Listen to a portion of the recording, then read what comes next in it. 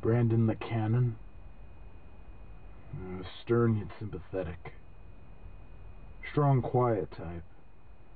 Has sort of a chivalrous nature to him. I've seen him. Yeah, I heard of him. Always in black, long physique. His hat covered his eyes, a shadow figure. And back then, he was a force to be reckoned with, stranger.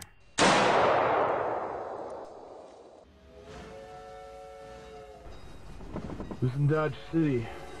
Cannon had a lady friend in one of the brothels. They say he never paid because it wasn't in the service as much as it was passion. An undying love between those two. This woman came to him beaten pretty bad. Some jerk took advantage of her services. To Cannon, he had crossed the line. He challenged him to a duel. The idiot didn't even answer. He just tried to throw a punch at him and beat the guy's face a new one. With his bare hands he did.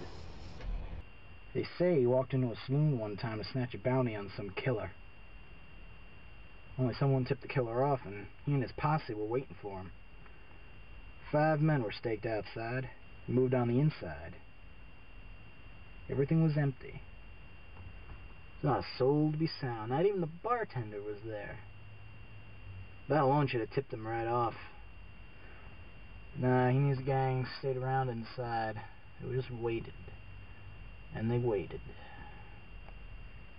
Probably got bored and they figured he wasn't coming.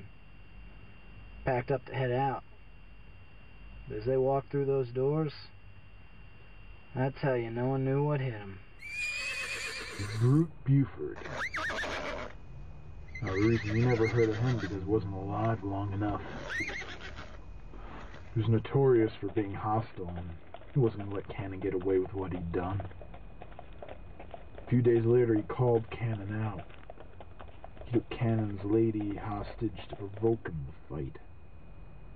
Cannon stood in front of him. Brute shot her right through the head, right in front of him.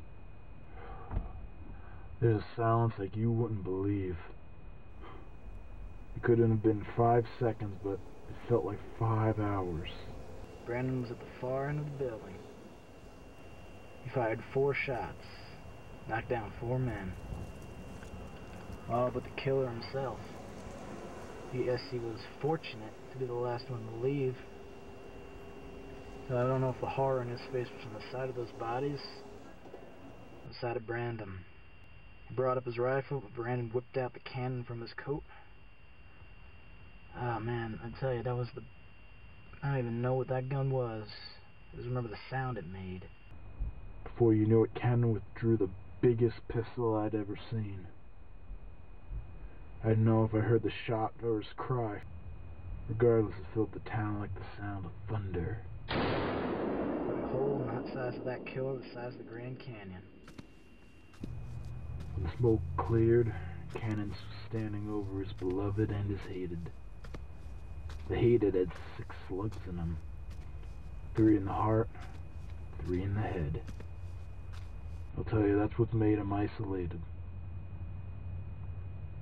It's almost he couldn't trust himself with another person.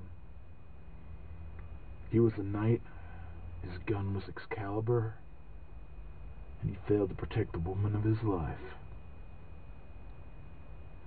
Now that's a story that'll get passed down about those and the relics and legends of the Old West.